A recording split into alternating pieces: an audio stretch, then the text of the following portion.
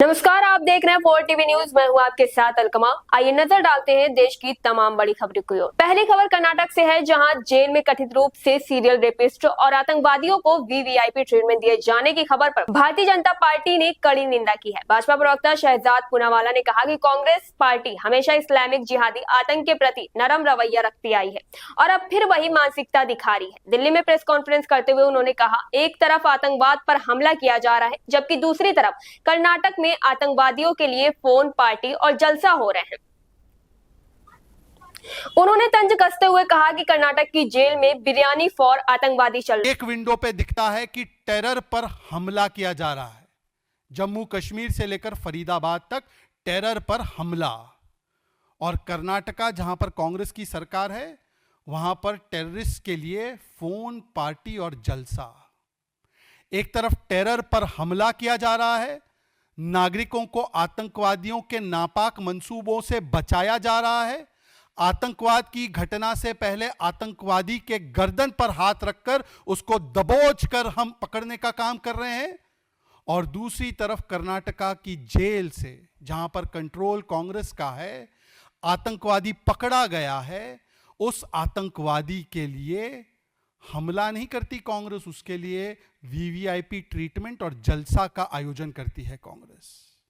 एक तरफ भांडाफोड़ हो रहा है डॉक्टर्स का, आतंकियों के आतंक के डॉक्टर्स का भांडाफोड़ एक विंडो में चल रहा है, और दूसरी तरफ बिरयानी फॉर आतंकवादी कर्नाटका की जेल में चल रहा है।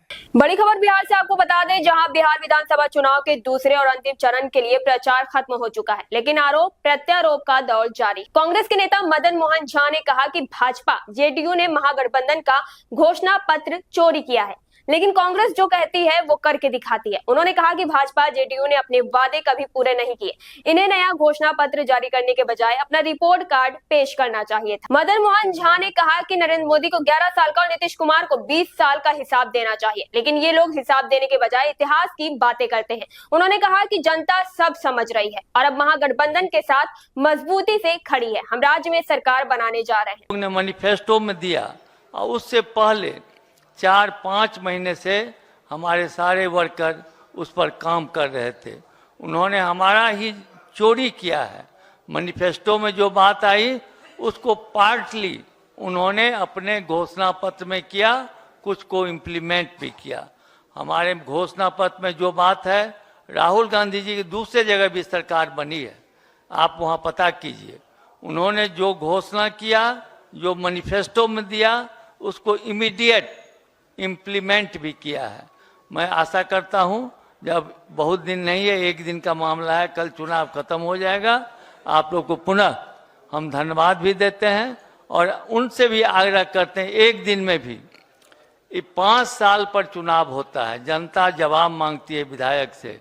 आप कांग्रेस के राज्यसभा सांसद और राष्ट्रीय महासचिव डॉक्टर सैयद नासिर हुसैन ने पटना में प्रेस वार्ता में कहा कि भाजपा जेडीयू को अपने 20 साल के रोजगार रिपोर्ट कार्ड जनता के सामने रखना चाहिए था। उन्होंने कहा कि नरेंद्र मोदी ने अपने भाषणों में कोई काम नहीं गिनाए, बल्कि कट्टा, दुनाली और घुसपैठियों जैसी बातें की। उन्होंने कहा कि बिहार में पलायन सबसे बड़ा मुद्दा है, क्योंकि यहाँ रोजगार के अवसर नहीं है। कांग्रेस नेता ने कहा कि कांग्रेस की सरकारों में कारखाने और प्लांट लगाकर रोजगार के मौके बनाए गए, लेकिन भाजपा सरकार 20 साल में भी नौकरियां नहीं दे पाई।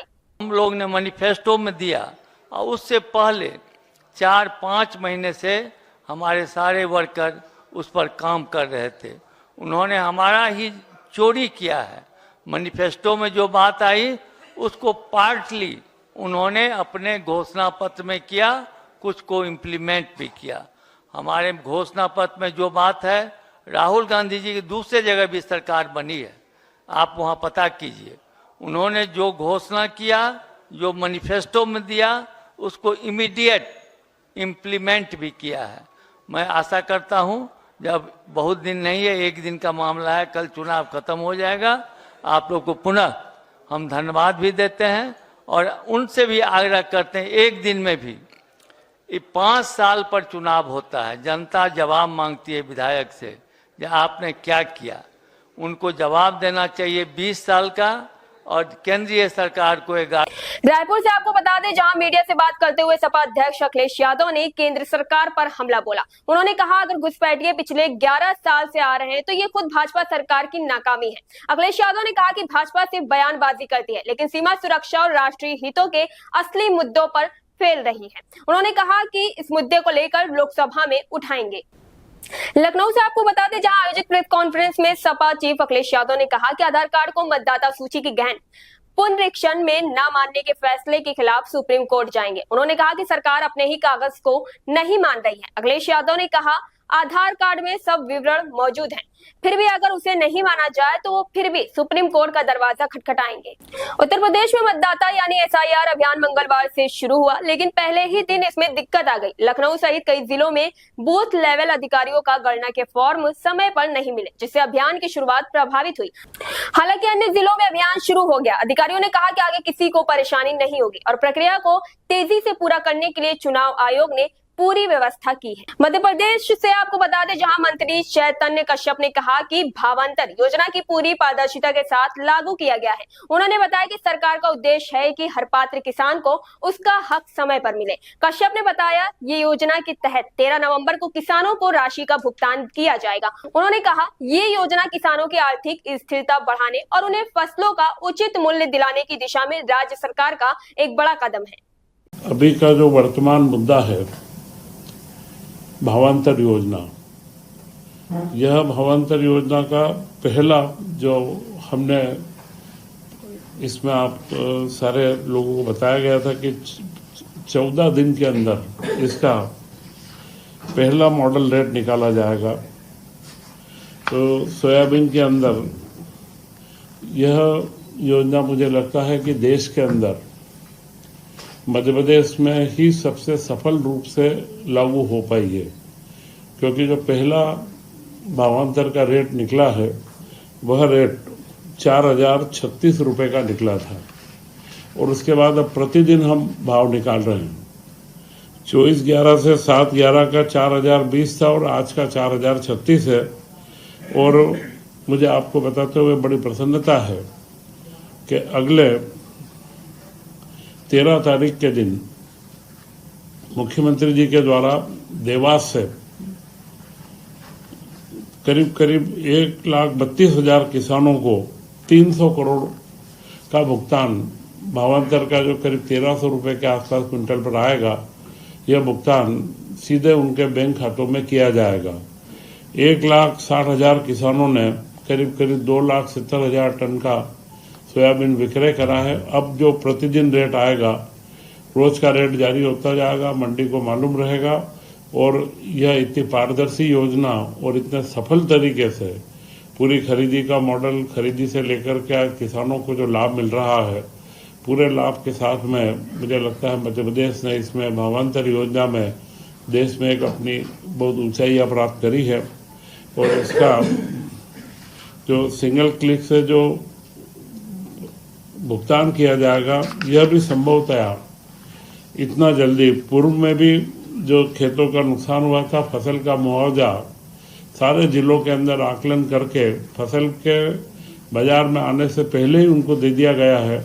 तो यह मध्य प्रदेश सरकार की, हमारे मुख्यमंत्री डॉक्टर मोहन यादव जी। हरियाणा से आपको बता दें, जहां मुख्यमंत्री नायब सैनी को अध्यक्षता में गुरुग्राम महानगर विकास प्राधिकरण की बैठक हुई। बैठक में गुरुग्राम से शहर से जुड़ी कई बड़ी विकास परियोजनाओं की प्रगति की विस्तार से समीक्षा की गई। मुख्यमंत्री ने अधिकारियों को निर्देश दिए कि सभी परियोजनाएं समय पर और अच्छी गुणवत्ता के साथ पूरी की जाए, ताकि लोगों को बेहतर सुविधाएं मिल सके। उन्होंने कहा कि शहर के बुनियादी ढांचे, ट्रैफिक प्रबंधन और जल निकासी व्यवस्था में सुधार के लिए जल्द कदम उठाया जाए।